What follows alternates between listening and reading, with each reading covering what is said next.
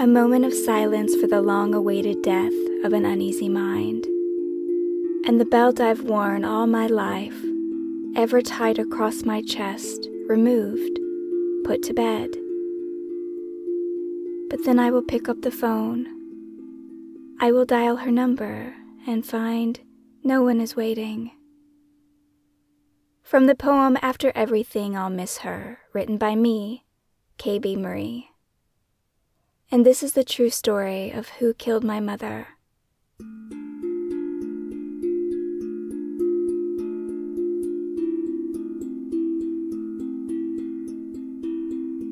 When I wake, I see I've missed a call. Mom, the screen says. I decide to listen to the voicemail first before returning her call. It's important to prepare myself for conversations with my mother. They are, in their own way, treacherous battles fought over deep ravines. Sudden drops abound. The voicemail will give me a clear read on what I'm walking into, a glimpse at the emotional landscape I'm being asked to traverse. Will it be another plea for money, or an emotional whirlwind where she tells me how stuck she feels, how trapped and scared about her future? Maybe complaints about the no-good heroin addict brother who steals her cash and sometimes beats her. Perhaps she just needs a good cry about her mother, my grandmother who died just 4 months ago. Listening to her, being there for her in these ways are all that I can offer now. So I listen to the message. But it isn't my mother's voice. The call that came through at 8:58 on the morning of July 4th, 2020, is from her brother. In the 19-second message he says, "Kory, it's Joe. I need you to call me right now. I need you to call me right now. If my voice is putting fear in you, that's good. It's about your mama. I need you to call me right now." Putting the fear in me? That's good. What the hell is he talking about? I listened to the message twice. With each second, my heart climbs higher from my rib cage up into my throat and knocks against my vocal cords. When my wife asks what's wrong, I can't answer her. It's impossible to speak.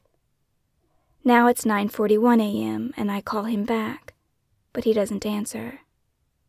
"Babe, what's happening?" Kim asks again. "Are you okay?" I'm shaking and not from the cold. I'm afraid of what's coming. I try again at 10:01, but he doesn't answer for a second time. "He's going to tell me she's dead," I say, refreshing the home screen of my phone over and over and over as if this is going to summon a call. It finally rings at 10:06. I skip the polite greetings. "I got your message. What's going on?" "Your mom is gone," he says. And the world stops. The silence in my dark bedroom of my house stretches infinite. "What?" I ask. "She's gone. Your mom is gone." Here my mind divides itself. There is a Kory in the bed under the covers listening to the words being poured rapid fire from my uncle's lips. Then there is the Kory who's outside of herself, watching it all, observing this event as if from a great distance. This Kory is noting my apparent shock, my disbelief, as if it's happening to someone else. I finally managed to ask what happened. "I came into her room this morning and found her dead in her bed. She was blue, totally blue." I'm unsure if he's crying or if his voice is shaking with adrenaline. The 3 dogs in the house run yapping in the background. My treacherous mind thinks dogs will eat a corpse. I hope he's closed the door. Instead, I say, "Where is she now?" "In her room. I called the police and they're on their way." To tell you the truth, I'd expected myself to be more prepared for this moment. For years, I've feared and dreaded this conversation. My mother had so many near misses over the years, it would have been impossible to reach adulthood without imagining her death. I believe these imaginings began when I was 8, and my mom disappeared for a few days. Her car had been found in a ditch. She'd been drunk and had driven it off the road. Then she left with the first man who found her. Since then, I'd known it was only a matter of time before someone would make this call, and in it they would tell me that my mother had died in some tragic, heartbreaking way. But now that it's here, to my surprise, I'm disbelieving. I just spoke to her yesterday. She was fine. She was in better spirits than she had been in weeks. How could she possibly be dead? Then he asks me about the insurance policy. Do you have an insurance policy on her? How in the world would I have an insurance policy on her? I ask.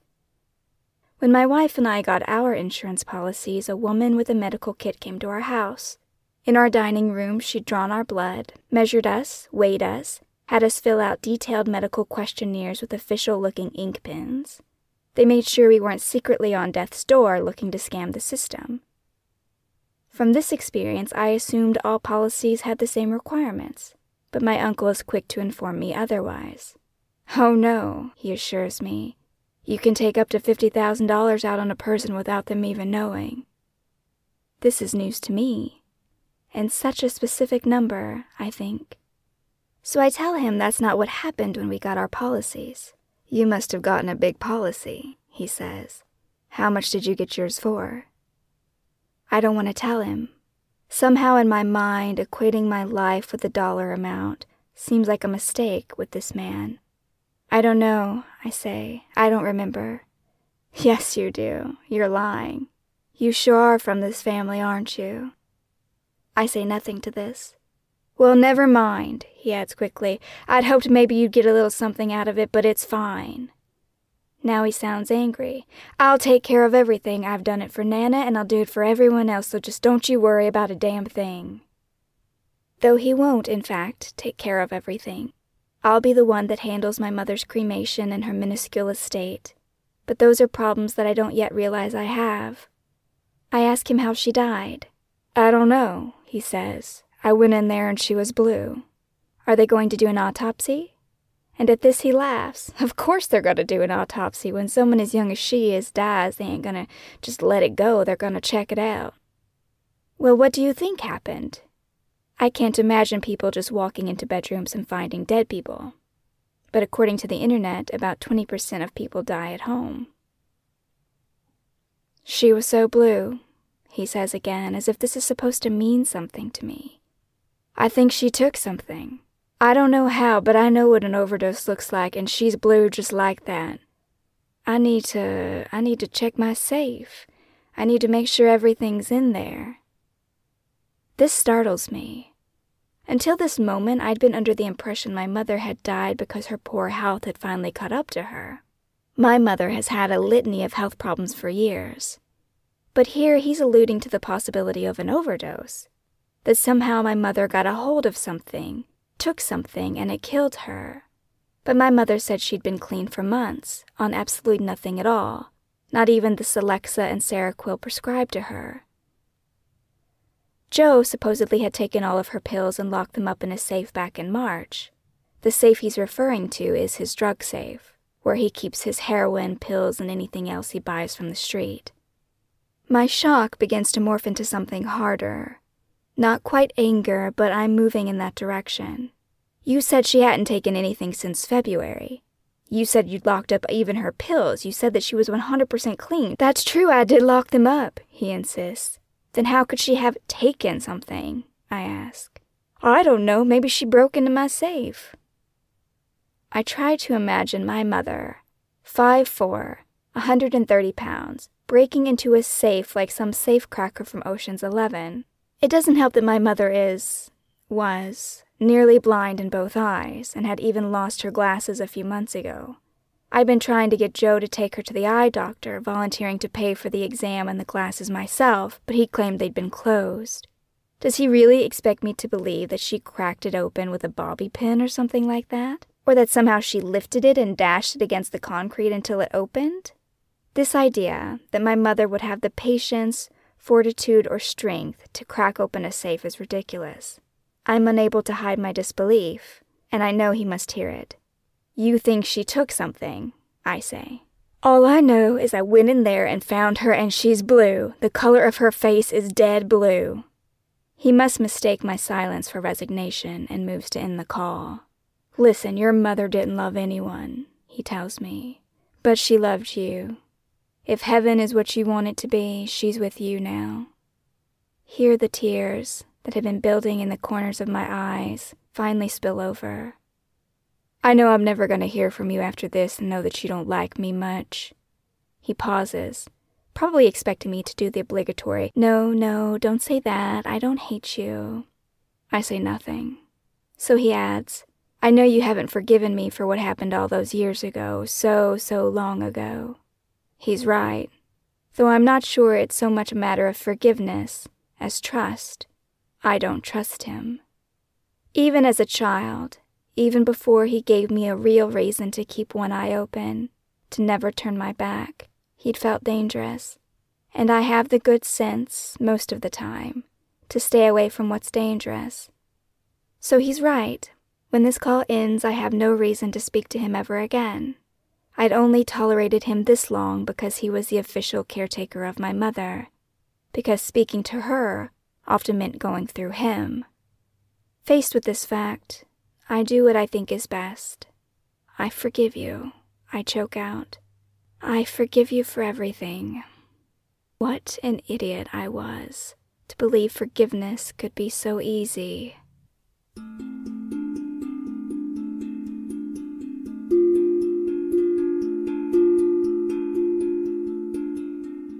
It will be 4 hours before I receive the second, more illuminating phone call. In the meantime, I have my cry in bed, my wife Kim rubbing my back, pouring apologies into my ears, the usual, I'm so sorries, and it's gonna be okay. When this peters out, I get up, I let the dog out and begin the usual Saturday morning clean, but I don't make it very far. In my office closet, I find a large folder of photographs that Mom sent me years ago. I comb through them, laying them out in rows on my wood floor. My grandmother, dead. My grandfather, dead. My aunt, dead. My mom, dead. Joe is the last one. As I stare at each glossy face, my mind keeps reviewing the last 4 months of my mother's life over and over in my head. At this point, I still believe it's her body that must have killed her. And there are many suspects in this scenario. There was her hepatitis C. Back in the 90s, she'd gotten involved with a bad guy. I was told later that this bad guy actually happened to have been her first husband. Fun fact, my mom has married 3 times in her life, and all 3 men shared the same first name. When David No. 1 resurfaced sometime in the early 90s, he introduced my mother to cocaine. Not the stylish kind that starlets snort in the bathroom as they retouch their eyeliner. No, this cocaine was shot into the veins, and sharing dirty needles with the ex-husband you married at 16 is a bad idea, folks. Fortunately, the evil ex nor the needles stuck around, but the hepatitis C did. Living with hep C made her tired, nauseous, and made her need to quit drinking imperative. And she did eventually quit drinking. I was proud of her for that. And if it wasn't the hep C or its complications that killed her, there was still coronavirus to consider. At 4 months into the global pandemic, she would have been easy pickings for a virus like that. She'd been smoking since she was 14, reminding me as often as she could that she'd quit only for the 9 months she had been pregnant with me. And when the nurse asked me if I wanted to breastfeed, she'd crowed, I'd said, hell no, give me a cigarette. But look at you, you're perfect, she'd always add, beaming every time she told me this story, proving how she believed her months of sacrifice had paid off. Assuming that she hadn't been killed by hepatitis, the coronavirus, or even some undiagnosed smoking-related illness or cancer, there's her most recent symptom to consider, her memory loss. It began in March. I called to check in, and in the course of our conversation, she casually said, "So you know Nana passed." I hadn't known that her mother and my grandmother had passed away. In fact, I'd called on March 3rd to check on the family to see if they'd fared all right against the tornado that had blown through Nashville the night before. My uncle had been the one to answer the phone. He's always the one to answer the phone. And he had said, "We're all right here," and hung up on me. When in fact, my grandmother had been dead for 2 days and my mother had been in the hospital. Either he was too high on heroin to think that this might be something I'd want to know, or he consciously lied to me for some reason I don't understand. "No one told you?" my mother had said, as if there were legions of family members that could have stepped up and informed me, and not, in fact, just one lying man. No, he didn't tell me. It had been the internet that had told me that Nana's memorial had been on March 1st. My mother's outrage on my behalf was touching until the next time I called. "So you know Nana died," she said again. "You told me." "Oh, did I? Don't you remember?" "I've been having problems remembering things." "What do you mean you're having problems remembering things? What kind of things?" Here she pauses. "Well, I was in the hospital for 10 days, and now I just don't remember things well." This is the first I hear of the hospital, at which point I ask to speak to Jo, but she doesn't hand the phone over. "Well, what the hell happened? Why were you in the hospital?" My mother asks Jo, and I can hear him through the phone say, "You had a nervous breakdown." "I had a nervous breakdown," she parrots. At which point I launch a full interrogation, which gets me nowhere. Jo doesn't clarify what landed my mother in the hospital, but instead spends 5 minutes assuring me that they, presumably the doctors, wanted to institutionalize her, but he, the good brother that he was, had saved her from that dark fate. "I got her out of there fast. I wasn't going to let them take my sister." "What caused the breakdown? Her pills?" "Because I'm not letting him go until he tells me something." "Yeah, she took her pills wrong and then went in." "Went in, I'm assuming to the hospital." "But they wanted to institutionalize her, and I said hell no, and I got her out of there." "Wait, what about the pills?"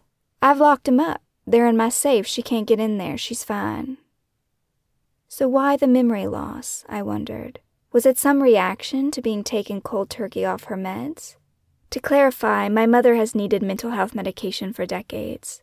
She'd been diagnosed as manic depressive when I was a child.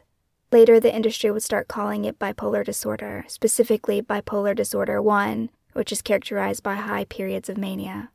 Later, they added schizoid affective disorder onto her diagnosis because sometimes she suffered from delusions and lost touch with reality.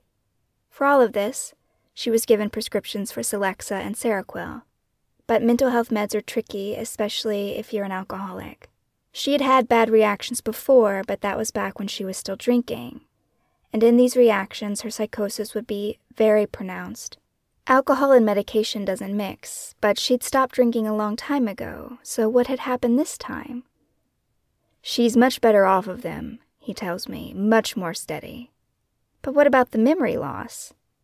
He assures me that she's remembering more and more each day, and that he thinks this will pass. She just needs time to adjust. "Are you sure that's safe?" I ask. "A lot safer than the alternative," he tells me. I consider this.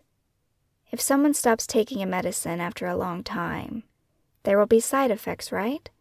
I mean, I'm no doctor, but I'm also not there in the house with them. On no front am I qualified to know what care she needs. But the memory loss concerns me, and it makes me wonder if it was masking a more serious problem, especially when Jo tells me about the seizure. He says they were standing in the kitchen, my mother at the counter making herself a sandwich, and then my mother's eyes rolled up into her head and she dropped. Those were his words. She dropped. And began to have a seizure, turning blue. He did compressions, trying to get her to breathe, and was successful in resuscitating her. I ask him why a seizure requires resuscitation, and he doesn't seem to understand. "Why didn't you take her to the hospital?" I asked him. "Call an ambulance or something." "If it happens again, I will," he said. "I absolutely will." I have a terrible habit. I rationalize everything. Sometimes this is great. Sometimes it's actually nonsensical. So I had rationalized that my uncle didn't want to take my mother to a hospital because it was a deadly pandemic, and that his fears were natural rather than malicious. But all of this evaporated when my phone rings at 2:25 that afternoon. It's been 4 hours now of me not cleaning my house, me lying on the sofa with my pug Charlie snoring on my chest, when the national area number flashes on my screen. "Hello? Is this Kory?" a man asks, "Letha's daughter?" Somewhere in the background someone speaks, and the man says, "Yeah, I'm talking to her daughter now." My heart takes off like a rabbit who hears a twig snap. Yes, this is she. Yes, ma'am, I'm Detective Barnes with the Nashville Police Department. What can you tell me about your mom and her brother's history together? Oh, I can't string together a thought. Violent, I finally spit out, as if one word will answer his question. He's hit her before, he's choked her. My breath is shaking, but I'm trying to pull myself together. He struck her with a glass ashtray in 2005. It caved in her skull, and she had emergency surgery to let the blood out. She almost died. Oh God, I'm babbling. And I'm trying not to relive that day, but the memory swells like a wave and overtakes me. Already I'm walking into the dark hospital room to find my mother, small, wrapped like a doll in the hospital bed. The layers of gauze make her head look swollen. From her left side, a tube runs out, draining the blood that would otherwise drown her brain, kill her. In the days that followed, she could smile at me but not say my name. She couldn't walk without help.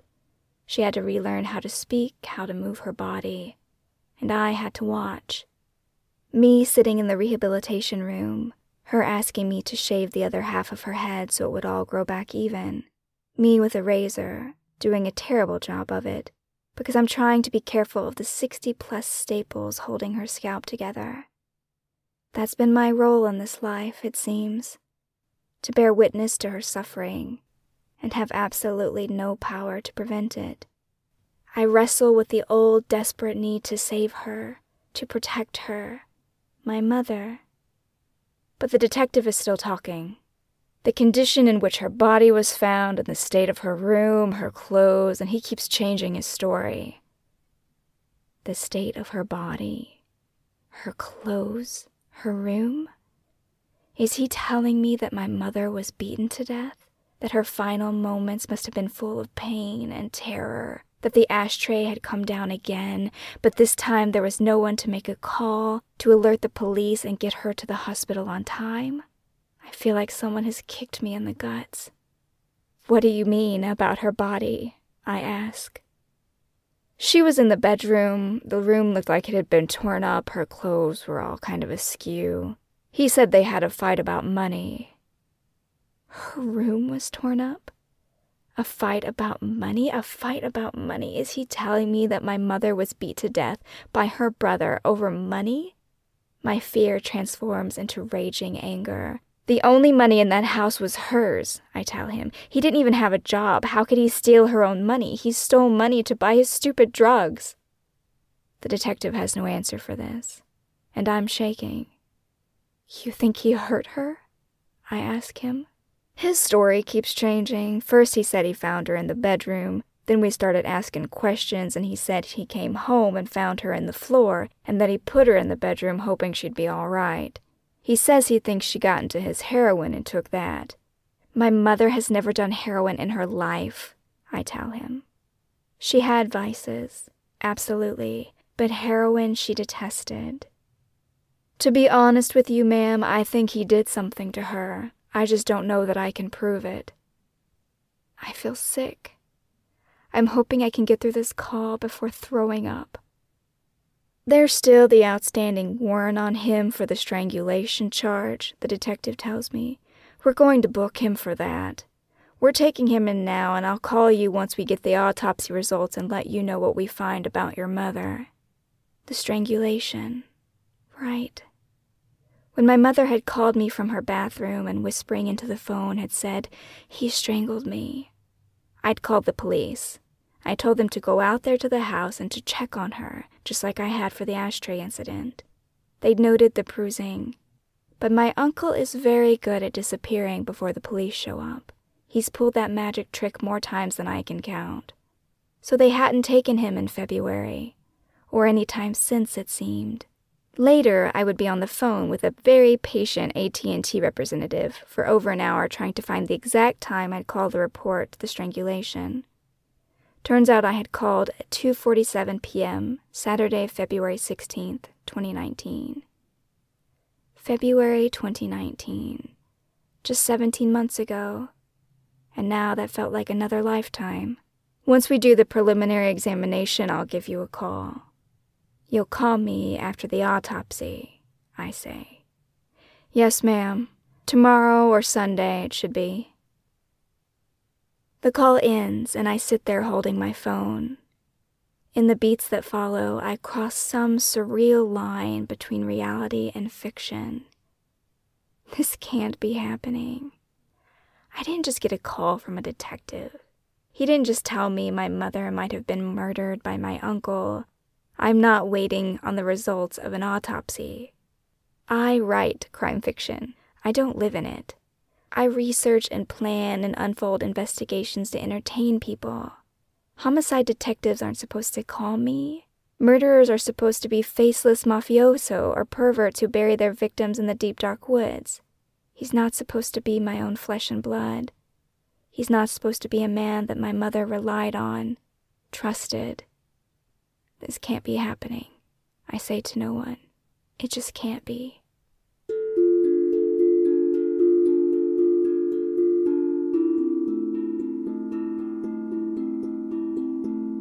I probably don't need to tell you that when this call with the detective ends, I'm not okay. The tears that follow make my good cry in bed that morning seem like a mild malaise. Sobs rack my body until I can't breathe. Yet by some miracle, I manage to hold in the worst of it until Kim leaves, agreeing to do the weekend grocery trip that I've been, understandably, excused from. In truth, she probably wants a break from all this crying. I can't blame her. Regardless, the moment she closes the front door, I collapse.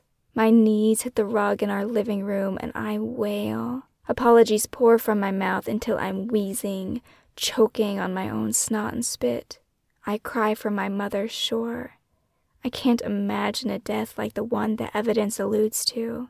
Such a death brings up all my old codependent feelings of helplessness, reminding me again how many times I've tried to get her out of bad situation after bad situation and how I have always failed. The words I cry aloud on the floor of my living room, my arms wrapped around me, rocking myself back and forth into oblivion, don't emerge from fear or even grief. I am drowning in guilt. I'm sorry, I cry. I'm so sorry I chose myself over you. I'm so sorry, Mama. I'm so sorry. I'm so sorry. I'm so sorry. And I did choose myself. After my mother's ex calls to tell me that she's found my mother unconscious, after she describes the goose egg on her head and shares my grandmother's week, oh, her and Joe just got into it again. After the emergency surgery, after the weeks of rehab, after me shaving her head in a handicapped bathroom with a disposable razor, I choose myself. When she was healing, after she relearned how to talk, but wasn't yet walking well, she agreed to come live with me. It wasn't ideal for me. I was a busy college student taking classes even in the summer so I could graduate with my bachelor's in December. I'd spent money and time I didn't have fixing up the spare room of my little 2-bedroom duplex for her so that she'd feel comfortable and welcome.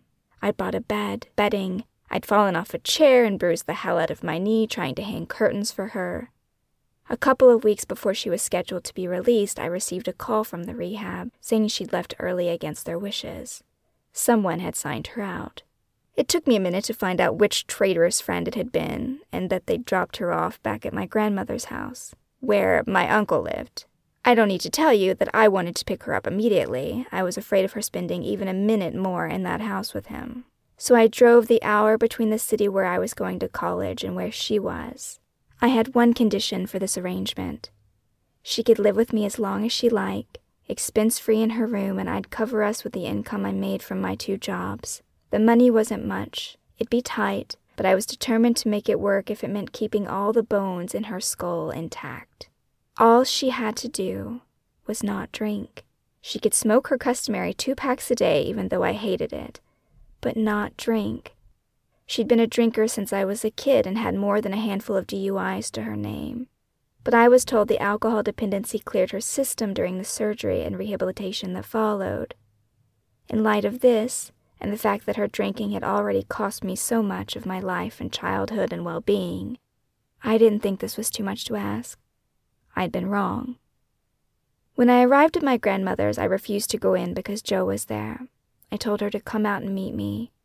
My personal issue with my uncle, if we overlook how many times he's put his hands on my mother, is that he tried to wrap his hands around my throat at my grandfather's funeral in 2001, while he was high on crack cocaine. I wasn't interested in a repeat performance and had stayed out of arm's reach since. My refusal to be near him was the first real boundary I'd set for myself as an adult. Turns out, I was about to set another. By the time my mom brought her things out to the car, she was pissed that I hadn't come in and helped her carry it out. A bit spitefully, I told her that if she was well enough to sneak out of a rehab hospital, then she was well enough to carry her own clothes. When we stopped at the gas station to refill my tank, she asked for money to buy cigarettes. I handed it over without complaint. Only she didn't come out with cigarettes.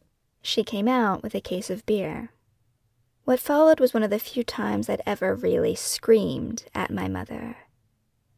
But there she was in the passenger seat, with a six-pack in her lap that she'd bought with my money, and all those staples in the side of her head staring back at me. It was made worse by the fact that she seemed completely unable to understand why I was so upset to see her twisting the cap off of a beer. "I can't do this with you," were the words that came out of my mouth before I could stop them. "Don't be melodramatic, it's just a beer." "It's not just a beer, look at your head, look at your effing head." And of course now I hated myself for yelling at her, for losing my temper while she sat there looking so fragile and broken. In that moment, it was clear to me that she would never change. It seemed only one of us had had enough, that nothing I did or offered would pull her out of this world, and I had a choice. I could either stay in this life with her, give up all my dreams, and just go all in with my crusade to save her, or I could leave.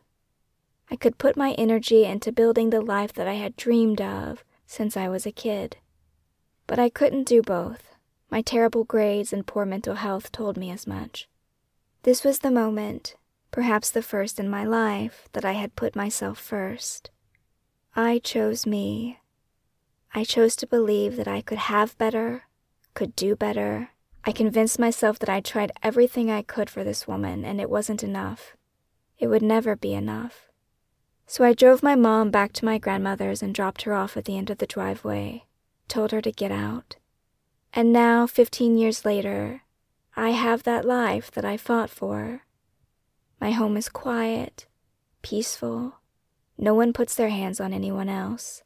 I have a loving, affectionate partner who doesn't smoke and hardly drinks so much as a glass of wine at New Year's. I've completed graduate school twice. I launched my own independent publishing company and had published 16 novels and 2 books of poetry. I was the full-time author that I'd always wanted to be. I chose me. And now, my mother is dead.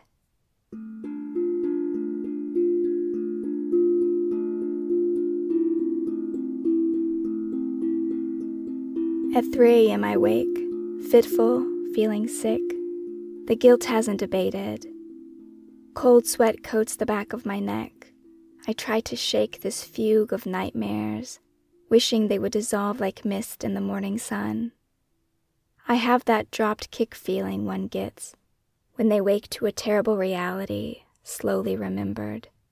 I run a hand down my face, trying to decide if I want to fight for another hour of sleep or if I'll surrender to the insomnia.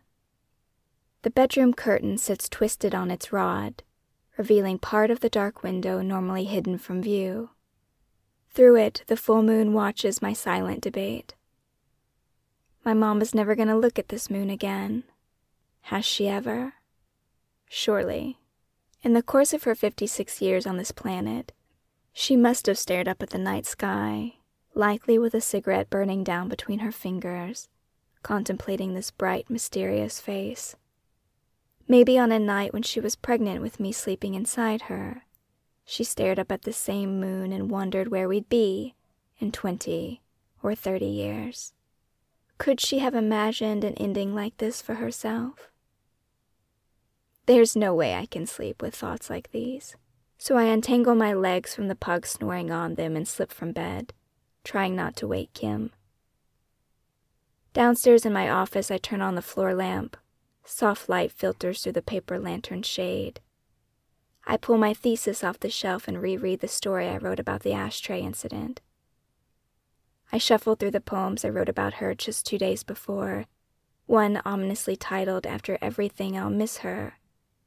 A strange premonition to write a poem about your mother's death 36 hours before she dies. As the poem says, if I dial her number, no one will be waiting. My mother is gone. What is left of her but our memories, our stories, those twisted threads that bind us, bound her to a past she couldn't escape. In contrast, I feel cut through. The severance so clean I can still feel my phantom limb. It's taken only 1 day for me to discover a terrible, overlooked truth. When someone you love dies, especially if your relationship wasn't ideal, there is a second death you must accept. There's the death of the person, and the death of all the hopes you had for them. I thought I'd made peace with my mother years ago, accepted our flawed relationship, her limitations for what they were. I can see now, an invisible fist inside me opening and closing, grasping, and realize I've lied to myself. I was still holding on to us, to the dream that one day we could make it better. How will I ever accept it? How will I make peace with this sudden, final request to let go? The same way I make peace with everything, I think, and pull a yellow legal pad from my desk drawer and fish a black ink pen from its case. For a long time, I look only at the empty lines, the pen twisting between my fingers. I catch sight of the moon again, watching through a softly lit window. I write, a mother like mine isn't born, nor does she wash into the shore like some golden-haired Aphrodite from the sea foam. A woman like her is crafted slowly, by cruel, unloving hands.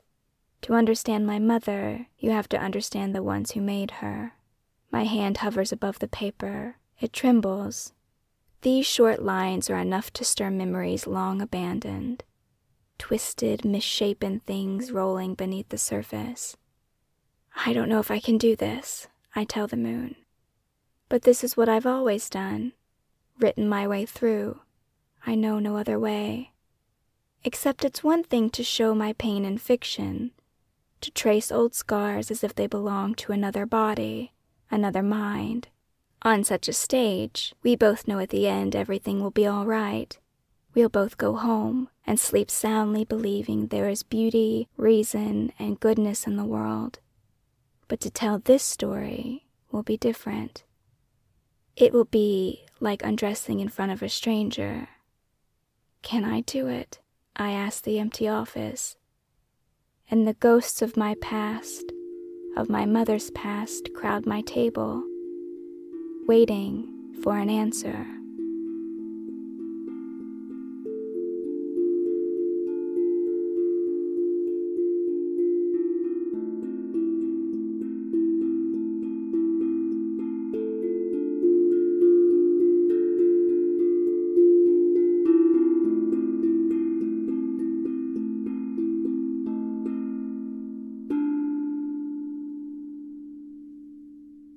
This episode of Who Killed My Mother was written and produced by me, Kory Marie. The music was also written and produced by me. You can learn more about my work by visiting www.kbmarie.com. If you'd like, you can support the show on Patreon. For $5 a month, patrons get early access to the podcast episodes, ad-free, as well as an exclusive patrons-only bonus episode each month. You can find the show at www.patreon.com, that's patreon.com/KBMarie. It takes a lot of time and energy to produce a podcast, and your support would be a tremendous help. Not to mention it lets me know that you enjoy the show and you want it to continue. If you can't support the show financially, that's okay. There's still a lot that you can do. You can subscribe to this YouTube channel, leave a comment below, and recommend the show to your friends. I would be so grateful if you did. And as always, thank you for listening.